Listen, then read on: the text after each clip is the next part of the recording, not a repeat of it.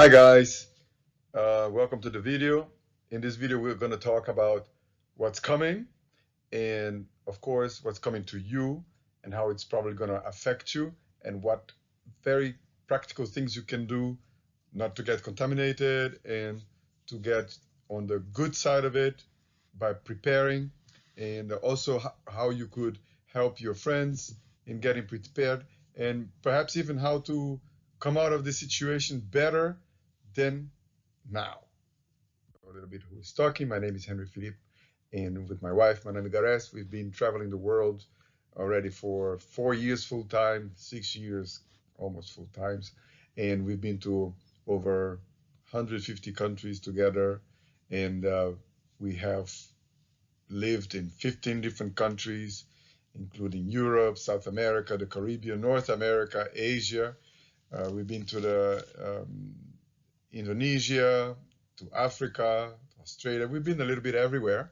So we've seen a lot. We have connections everywhere. We have friends everywhere. So we have a vision of the world that is very broad. And from experience, from our direct connections, I get access to information that most people don't. And that was my intention. Right now, I wanted to share with you what we learn, what we are doing, so that you can get yourself prepared and ready to face the incredible events that we are facing all together right now with the virus infection and the pandemic going around and what it could mean to you. So I've had a background in financing, in traveling, in investing, also health. And so everything I learned, I'm going to share with you. And if you have any questions after this presentation, please get in touch. And because we're building a community of people to help each other get good information, makes better decisions, so that we can get out of this better than when we started, maybe even prosper from it. Yeah, it's time for taking action. It's time for action. If you wait, maybe you will have very, very, very big regrets, because when the information that I'm about to share with you hits the public, there's going to be a run for the products, supermarkets, for the banks, and there's not enough for everybody. So it's time for you to develop your strategy and take some practical actions to make sure that you're safe, that the people around you are safe, and that you have the best chances of doing well within the situation. So you might have heard that China took some drastic decisions to contain the virus. They shut down whole cities, they quarantined whole areas, whole regions. People are not able to leave their homes, people are not working. And that means that thousands, hundreds of thousands of businesses are empty right now. Nothing is happening. Nothing is being produced. Nothing is being sold. Nothing is being bought. Nothing is being transported. It's a total collapse. Imagine you are the owner of this factory. You have an assembly line. You have maybe 50 workers. And, well, they're not showing up because the government told you that they have to stay home. So there you are. You're not producing anything. So you're not generating any income. And you're supposed to pay the salaries at the end of the month. You're supposed to pay rent or mortgage on your building. You're supposed to pay electricity. Everybody, all the bills go on, but you're not selling any. And of course, you're not getting paid because the people that owe you money are also not paying you. So most companies within 60 days run out of cash. 90% of the companies run out of money within 150 days. But in the first 90 days, 60% run out of cash. So what happens? Well, you will see mass layoffs. You will see enormous waves or bankruptcies filings. And that will mean as well for the banks, enormous defaults on loans, which means many banks will not be able to cope with this gigantic collapse. Many banks will go belly up. Right now, it's already happened that because of this, the disruption to the supply chain is enormous.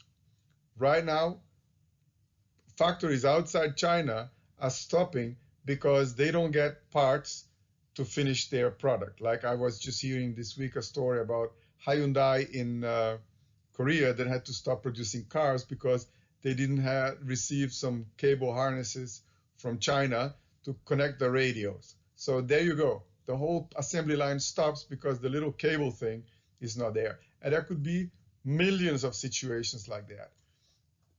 Did you know that 97% of the antibiotics in the United States come from China? Most of the pharmaceuticals have some component from China. This is already created the problem. What is happening right now, there is a few last ships that were on the way. By the time they hit the harbors, they're going to be unloaded, and there's no ship coming behind. So within a few weeks, even perhaps days, depending on where you live, you're going to start seeing some products go missing. And the tendency is to get worse. And this will create enormous consequences. Just imagine this. Shipping is grinding to a halt. We are currently here just in Singapore. If you look at the harbor in front of Singapore on the strait, there are hundreds of ships at anchor because nothing is happening. China is not taking any ships in because there's nobody there that can handle the shipments. They are not exporting either. They have been refusing shipments, claiming force majeure, which is like an act of God, you know, like shipping coming from Nigeria, from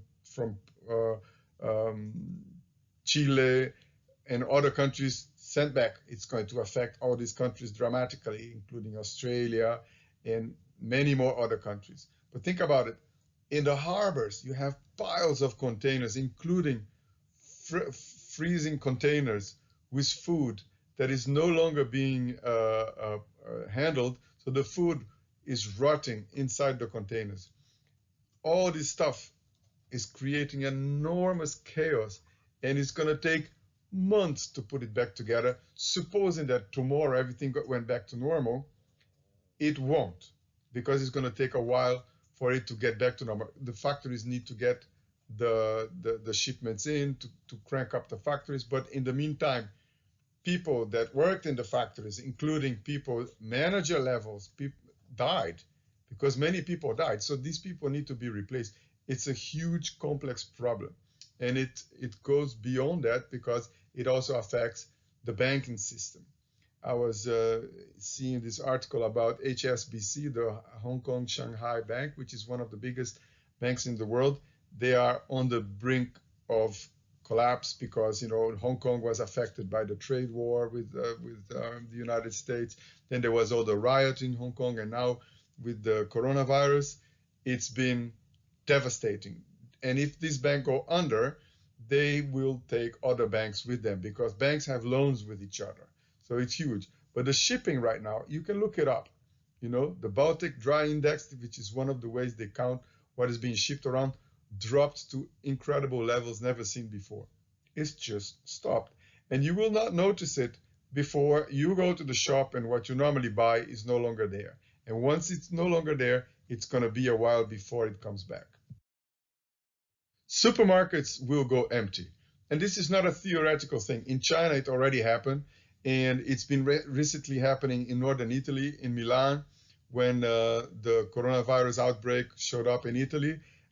Cities were quarantined. Big events were canceled, like the Carnival in Venice, Armani's Expo, all sorts of things. And then people get told by the government, stay home, don't leave your home. And then they rush to the supermarkets, and within a couple of hours, the shelves are empty. So you get there after that, this is what you see. You have no food at home, and there's nothing to buy at any price. So this could be incredibly terrible to experience. So it's better to prepare than to be sorry.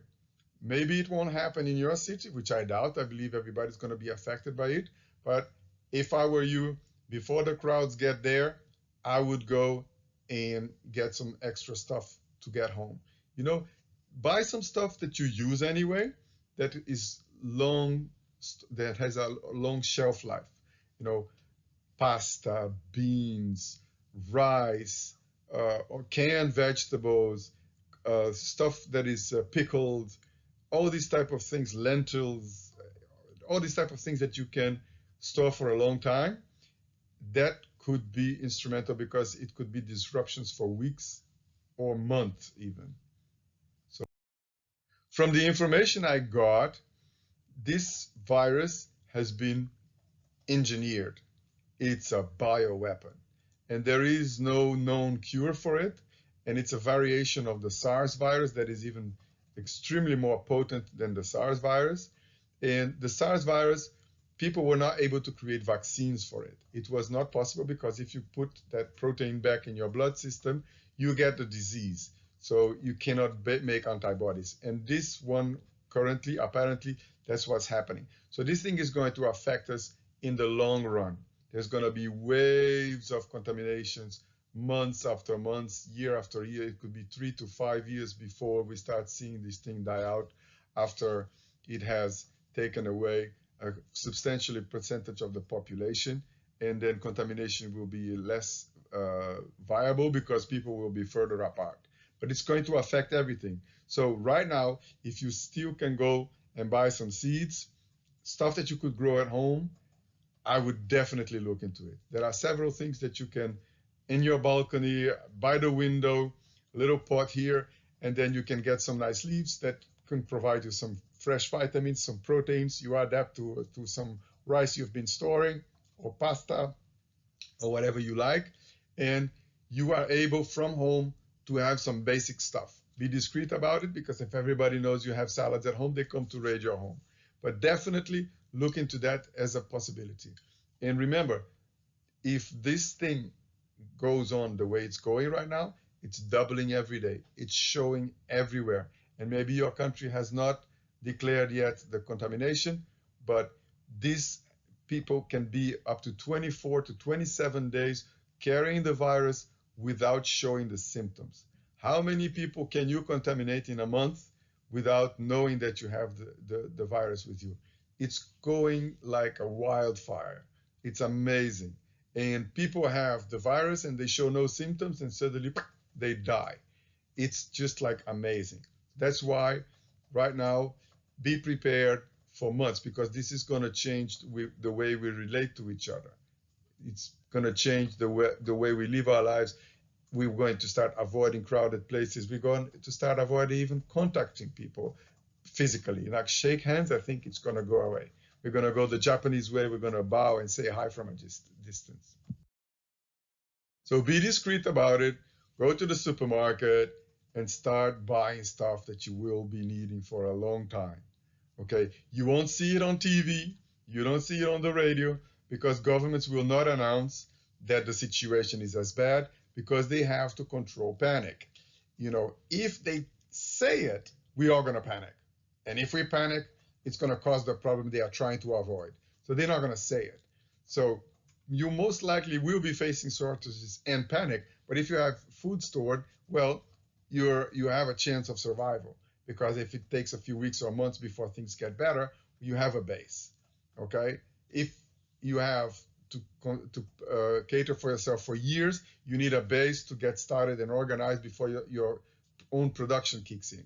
But definitely start thinking seriously and act fast, because right now we don't have months. We have days or weeks before it gets to hit your stores. And then you're going to have the same experience as they had in Milano right now, or in China, or in other places where you just don't get the food you're looking for.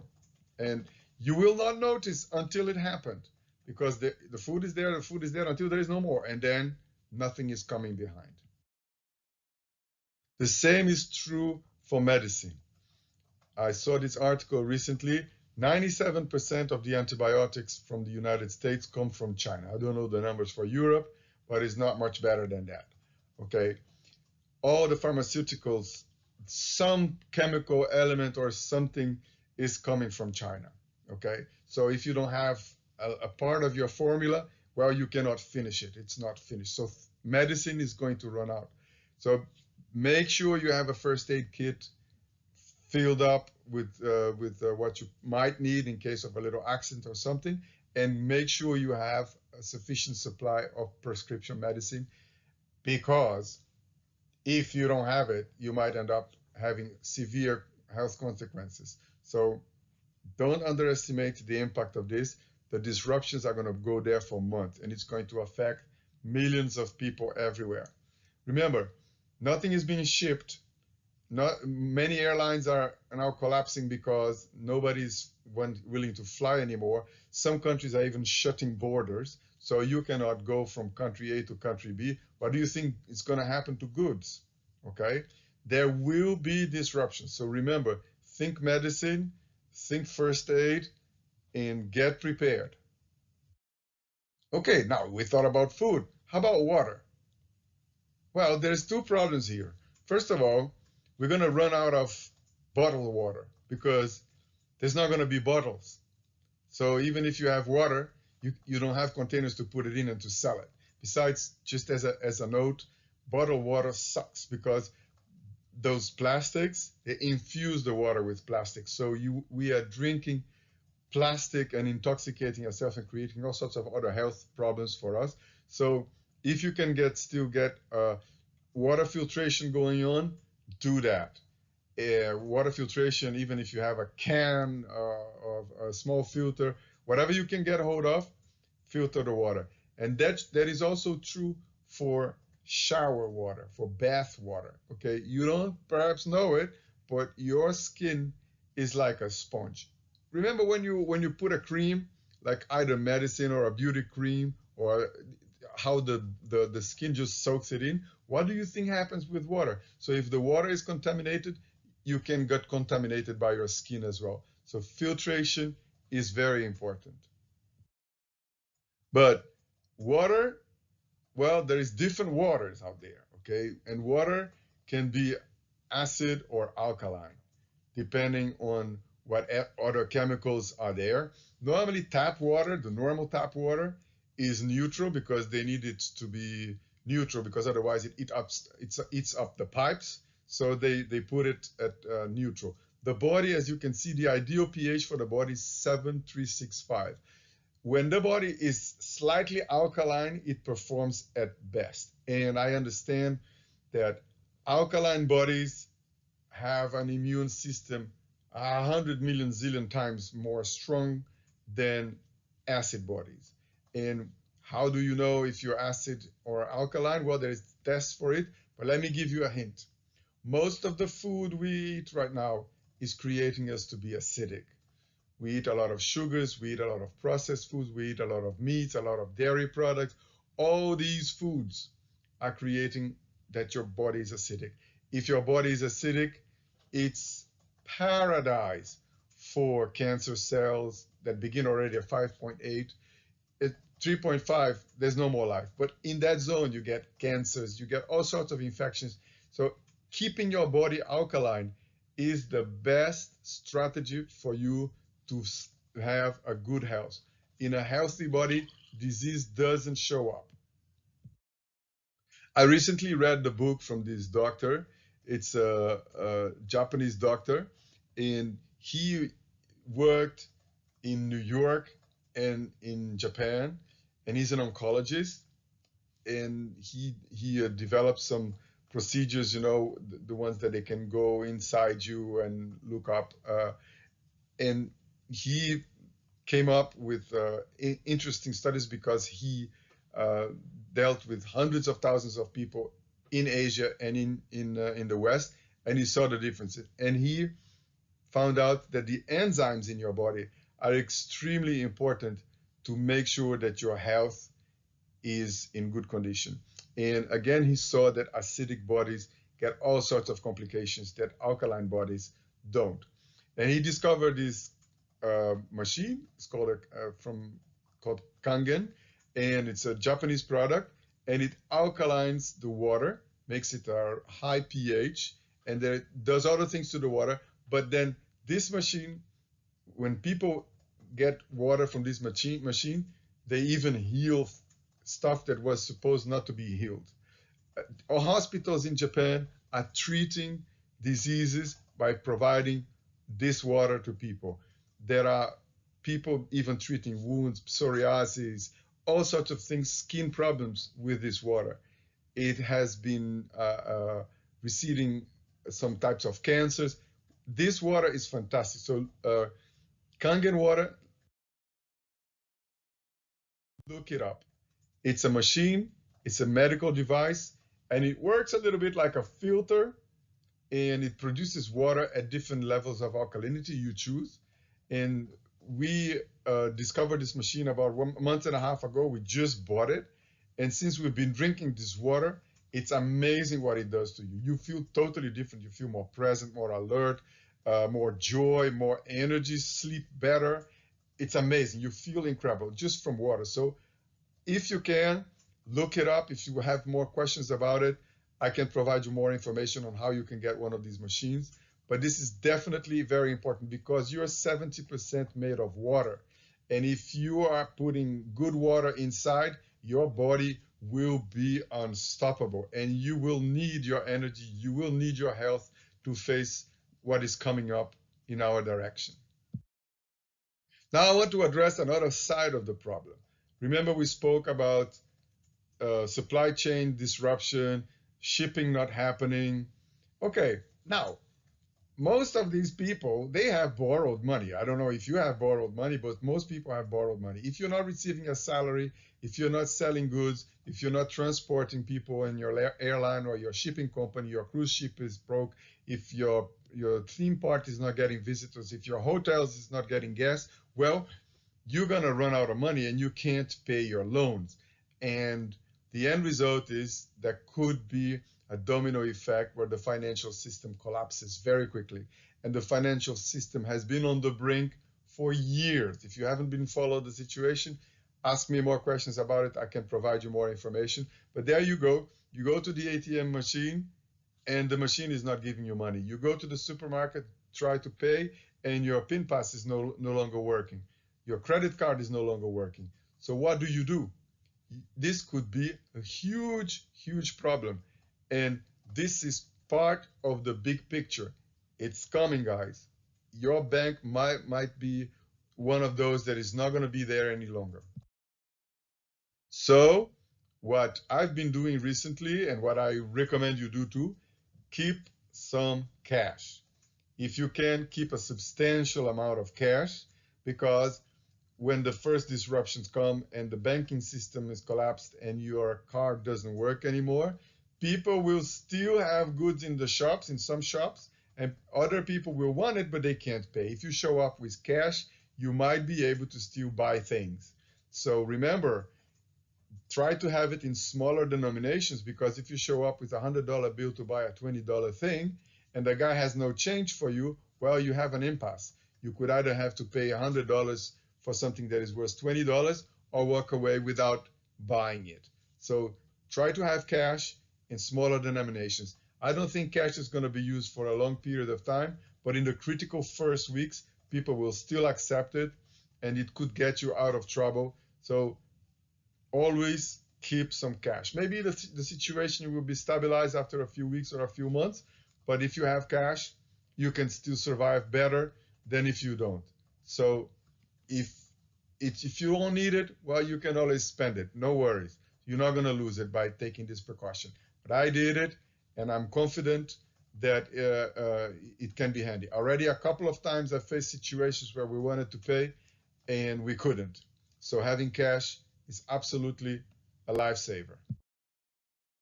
Another thing to think about before it's too late, get yourself masks, also goggles if you can, and gloves. Because apparently this weapon, this virus, is really nasty, and it also can get in through micro droplets. So your eyes are also, your skin is also sensitive to that. So if the breakout is prominent everywhere, you leave the house, you might not be wanting to touch things anymore. So if you have gloves, you're safer. If you try to buy it when the gloves are sold out, my friend, you're gonna be in trouble. Look, when it happens really fast. There's not enough goods for everybody at once. When people rush to the store and you do the same, you're not gonna get your stuff. So it's better to be the weird guy that has too much and a couple of people are making fun of you, than be the stupid guy that doesn't have it when you really need it. Think about it. This thing is not a joke. So another consideration is the preservation of the purchase power, because paper money, whether you know about inflation, banks can print as much money as they want. They print the money and then they buy first, they get the best deal, and then there's more money, so everybody has more money, so everybody has more money to spend, so the price of things goes up. The price goes up because your money is worth less. And gold's been around since forever, and everybody understands gold and loves gold, and gold has an international price, it's accepted everywhere, and it keeps the value. You see, like for instance, 100 years ago, you could buy a nice car for 1 kilo of gold. Today, for 1 kilo of gold, you can still buy a nice car. But 100 years ago, 1 ounce of gold was $20, and now 1 ounce of gold is $1,600. So the dollar went down. Gold is still gold. The same amount of gold basically buys the same amount of things. Silver pretty much the same.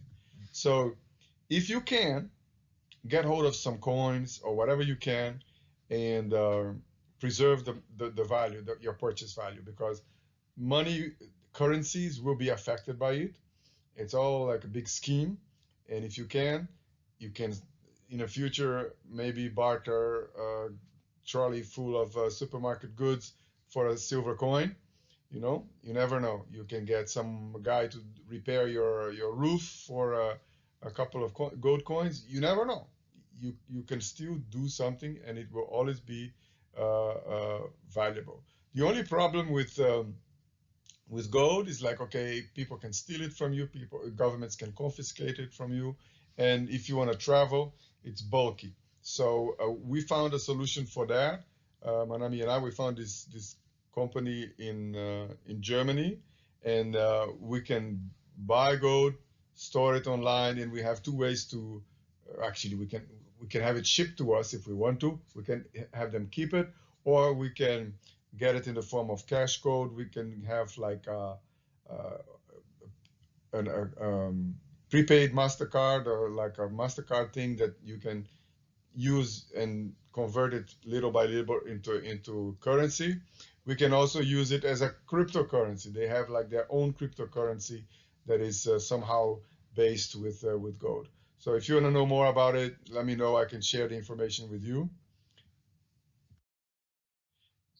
And the other thing is cryptocurrencies. Okay, this is like a modern gold. Everybody knows cryptocurrencies. Somehow you heard about it. Very few people are doing it, but it's better than normal money. Most of the money nowadays is digitized anyway. You have a bank account, you use your card, and you never see physical money anymore. Okay, so it's all digital anyway. The problem is you're using the money that the bank creates, and digital currencies, they are not created by the banks, and you don't have a bank account with it. You keep it on your wallet. It's the whole story. If you have questions, ask me. I can explain to you. I can give you a couple of links where you can get more information. But the good part about cryptocurrency is like you keep it. It's not on someone else's account that they can confiscate it from you. I don't know if you heard about bail-ins, but banks, when they're in trouble, they take your money and they say like, sorry, it's no longer yours. It happened time and again in the past, and it will happen again. Now with Bitcoin, they can't do it because you have it. And if you have to pay someone, you just send it. It's as fast as an email.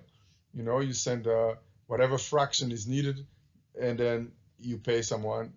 It's a way to preserve your value. Some people believe that cryptocurrencies are going to do very well in the future. Well, it's now about 10 years old right now, and it started with 0.01 cent a coin, and now it's about $10,000 a coin. So it's over time, of 10 years, from 0 to 10,000, you can see it's been a good investment. And well, it's just a way to hedge your risk. If you have all the eggs in one basket, okay, cryptocurrencies have good and bad, but definitely it's something to consider having some. But one of the problems with cryptocurrencies is that it goes up and down very quickly a lot. So some people we know, they are setting this system up where the value of the coin will be somehow linked to gold, so it's kind of more stable. Right now you have electronic currencies that are linked to the dollar value. They're called stable coins, but I don't know why I would keep my money in electronic dollars, which is losing purchase value every year. I would rather go for gold. So again, like it's something that it's new, it's being developed, and I believe it's good to have some of that too in my toolkit, because I don't know what's going to go up and down. Every business has winter and summer.